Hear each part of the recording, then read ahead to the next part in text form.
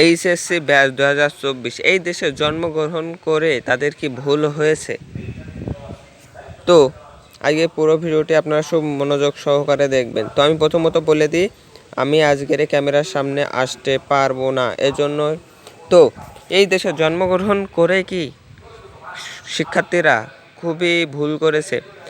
না, ভুল করেনি। এমন পরিস্থিতির ভিতরে যে পরীক্ষাটা নেওয়ার সুযোগ নিচ্ছে তারা, শিক্ষা বোর্ড 1 তারিখ পর্যন্ত পরীক্ষা স্থগিত করছে এবং পরবর্তীতে ইনশাল্লাহ সঠিকভাবে পরীক্ষাটি সুষ্ঠু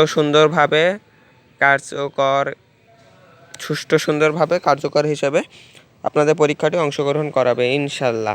তো দেশের সরকার যেমনই আপনারাও হতাশা, তেমনই আমাদেরও হতাশা এবং শিক্ষা বোর্ডেরও হতাশা এবং সরকারেরও হতাশা।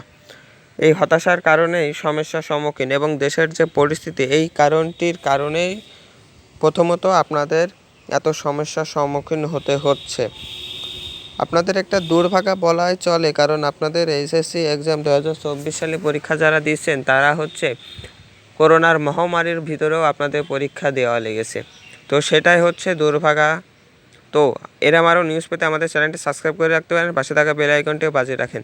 তো আমাদের দেশে কবে পরীক্ষা শুরু হবে, তো এই বিষয়ে আরও জানতে চ্যানেলটি সাবস্ক্রাইব করে রাখতে পারেন।